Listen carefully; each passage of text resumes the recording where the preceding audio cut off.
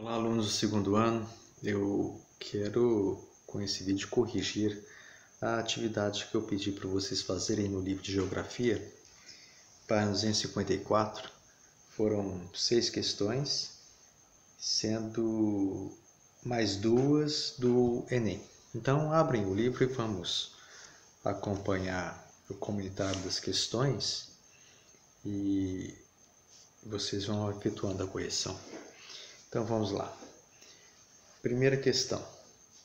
Sobre a Revolução Verde, o que se pede? Faça o que se pede. Letra A, pontos negativos e positivos. E a letra B, como que o governo poderia, como você poderia fazer para minimizar os pontos negativos, fossem minimizados. Bom, então tá bom. Revolução Verde. Então, é a revolução da tecnologia para aplicar na agricultura. Pontos positivos é o aumento da capacidade produtiva, principalmente com o emprego de maior tecnologia. Na agricultura, eu posso produzir em um menor espaço, produzir mais, e com isso eu posso ter condições para alimentar mais pessoas. É até o lema da Revolução Verde, era acabar com a fome no mundo. A gente sabe que isso era apenas uma propaganda ideológica que não se configurou.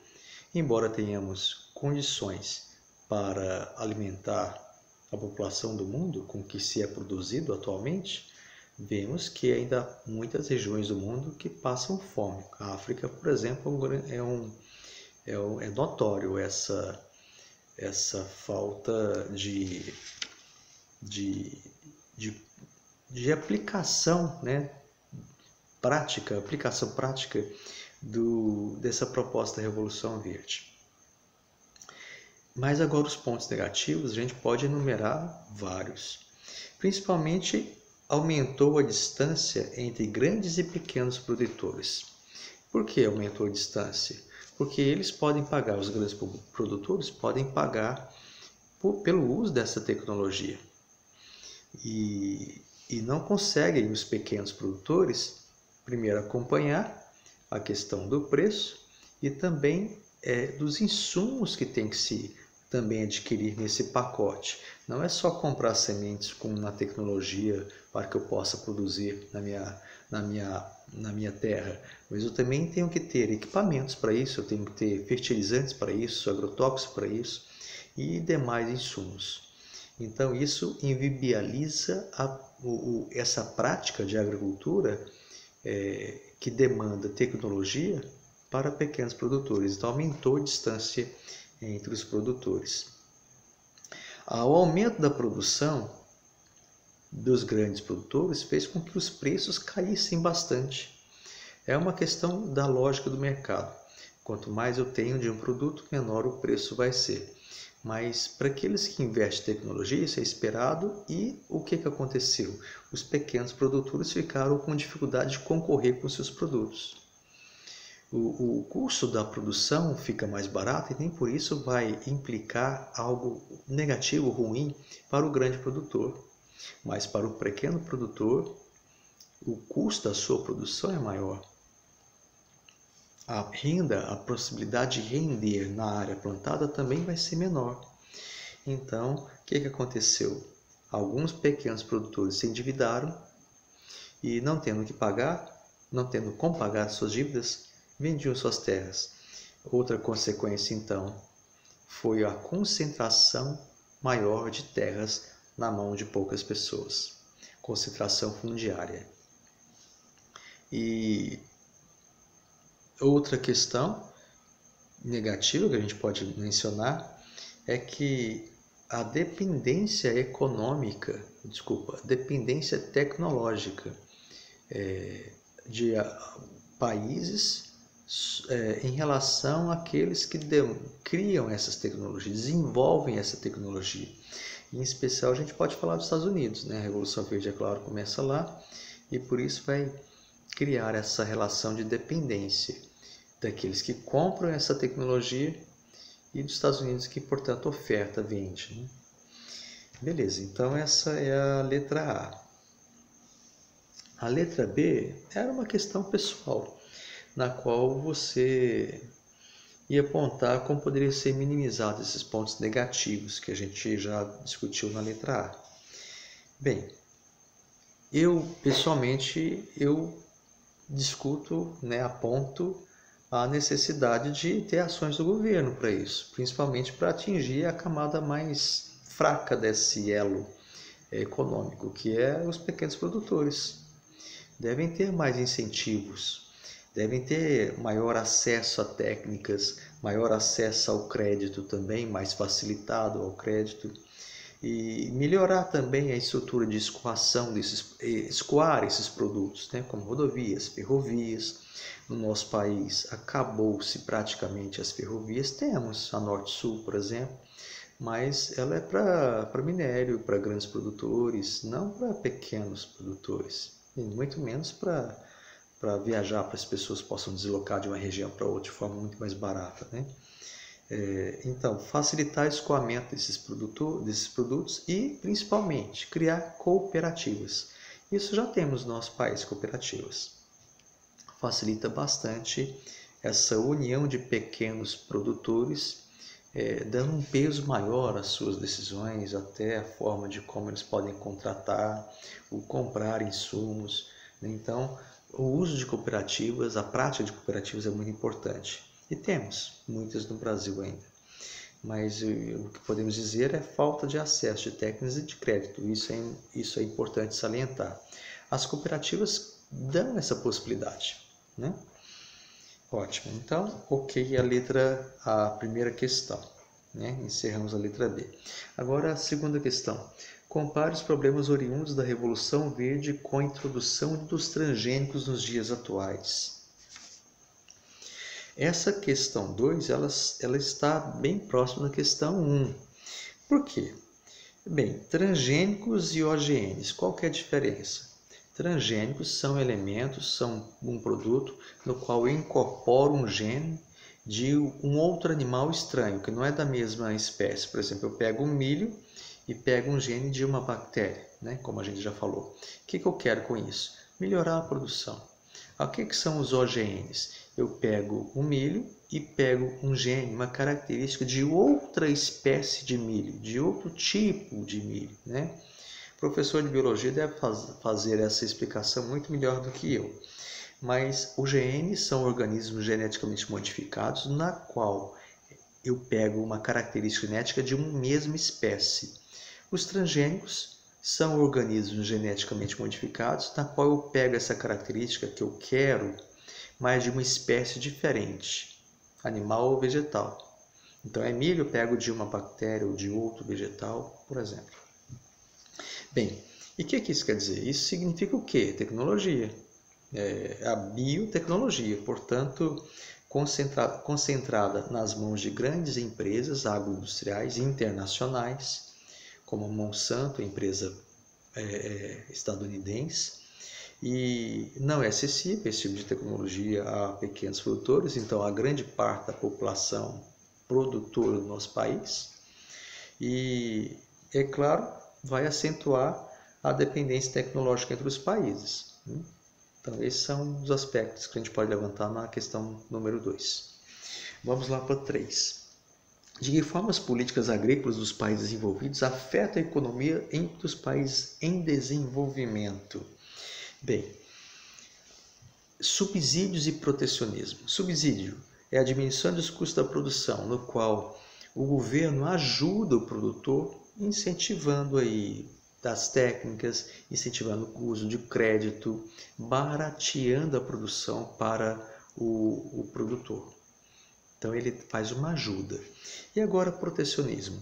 Ele vai proteger o mercado interno. No caso, ele pode tributar, colocar o imposto do produto estrangeiro mais alto para que ele, entrando no mercado, já de cara esteja bem mais alto do que é nacional.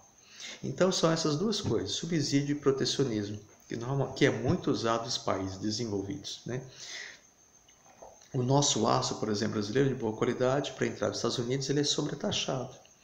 Então, chega mais caro. Então, se eu tenho um produto, tenho o mesmo produto, aço americano, estadunidense, aço brasileiro, só aquele mais caro, é claro que o comprador dentro dos Estados Unidos, é claro, vai comprar o mais barato. Então são duas formas de ter a proteção, subsídios e protecionismo. Nessa linha de raciocínio também entra aquelas barreiras que a gente já discutiu. Não é proposta a questão, mas é bom a gente aprofundar, né? A falar mais um pouquinho. São as barreiras, que também são uma forma de protecionismo. Barreiras não tributáveis, ou tais como zoossanitárias, fitossanitárias, ambientais e dumping social, né? Então tá bom, vamos para a quarta. Ao adquirir produtos alimentícios, você está atento à presença ou não de agentes, é uma questão pessoal, né? Eu nunca prestei atenção quando mais jovem a isso, embora a gente tenha uma infinidade de alimentos transgênicos na prateleira da nossa casa, no supermercado. Mas é para a gente prestar atenção nos rótulos. Não há nenhuma pesquisa científica que fala que os transgênicos vão provocar um problema aí nas pessoas, né? Na alimentação. Esse ponto já está bem colocado. Mas fica aquela coisa da pessoa querer o uso de um alimento mais natural, um alimento orgânico, portanto. Então, ficar atento só aos rótulos, ver a procedência, né? É uma questão mais de cunho pessoal mesmo. Embora não tenha nada que seja tão negativo quanto aos transgênicos, a não ser aquele saudosismo nosso de querer, né, nos alimentar de alguma coisa que não seja tão mexido assim, né, com a tecnologia que possa alterar geneticamente os produtos. Embora no passado muito se falou o contrário aos transgênicos, né? Mas é uma realidade que está aí. E eu gosto até de dizer que vocês, na idade de vocês, olha que é difícil dizer que nunca se alimentaram de alguma coisa que não tenha transgênico, né? É muito presente. Farelo de soja, por exemplo, que é composto de muitos alimentos e são transgênicos, de milho, transgênico. Então, tudo que tem a soja e milho pode ter um transgênico aí presente. Mesmo que seja um componente apenas do produto que você vai comprar, que seja um componente desse produto, vamos supor que ele tenha 5 componentes. Um dele é transgênico, tem que vir no rótulo da embalagem que utiliza transgênico e identificar qual que é. Normalmente farelo de soja, milho, né? Vamos lá, questão 5. Você é a favor ou contra os transgênicos, né? Então também é uma questão de cunho pessoal, né? Então a gente já diferenciou o que é o OGN e o transgênico. As vantagens deles é que eles produzem mais, em menor área produzida, em menor área plantada. As desvantagens, a gente já elencou isso em sala de aula, mas está no rol daqueles conceitos depreciadores dessa tecnologia. Como vai acabar com a espécie nativa, né?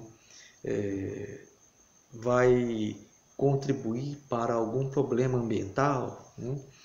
Bem, eu de uma certa forma, nessa questão 5, não tem como a gente dizer que ele transgênico não está presente na nossa vida, diretamente. Em todo momento você pode abrir agora a prateleira da sua despensa e você vai ver, se você pesquisar, vai achar mais de um aí rótulo com o símbolo transgênico, que é um triângulo, né, com um T dentro, T de transgênico. Embora as pessoas tenham no início tanto receio ao transgênico, né, é uma realidade nossa e olha que talvez mais presente ainda os transgênicos na nossa vida. Vamos lá então à questão 6. Sobre a agricultura orgânica, né? Letra A. Indica suas vantagens e desvantagens. Bem, as vantagens são aquela que é um saudosismo, né? Eu estou comendo alguma coisa que é totalmente natural, totalmente orgânico.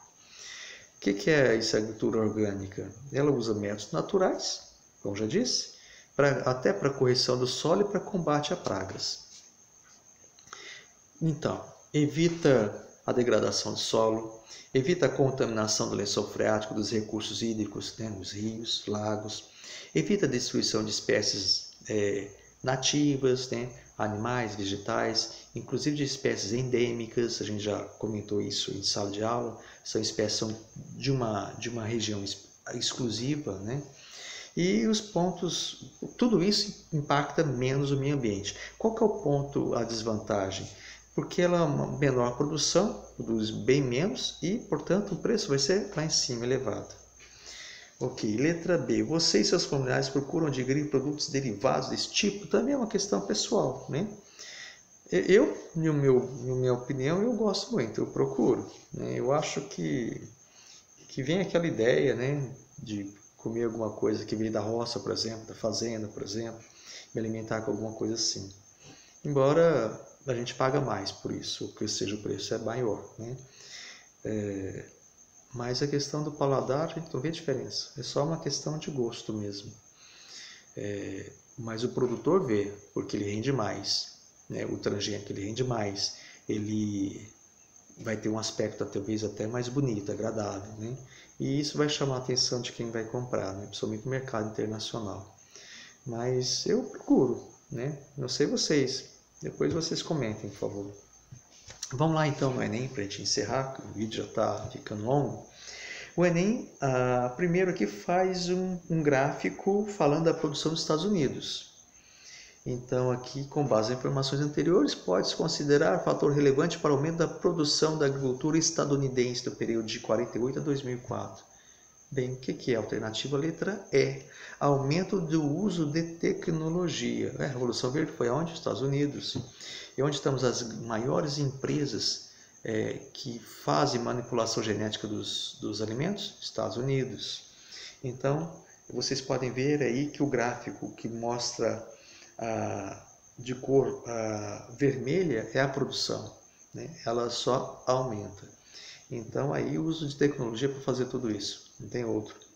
A questão 2, para a gente encerrar, está aí um mapa da América do Sul falando da República Unida da Soja. Isso é uma propaganda. Então, qual a alternativa a marcar? Letra A. A importância do agronegócio para os países sul-americanos e a participação dessas empresas na produção disso. É interesse dos dois, desses países e também dessas grandes empresas que fornecem os transgênicos, por exemplo, para o comércio internacional. Lembrando que soja, você vende a produção da soja sem antes plantar ainda. Vocês verem a importância que isso tem. Né? A China é o maior comprador. Não vai ser agora, talvez com a coronavírus. Mas, letra A, a importância do agronegócio para esses países. Ok, pessoal? Obrigado. Até a próxima.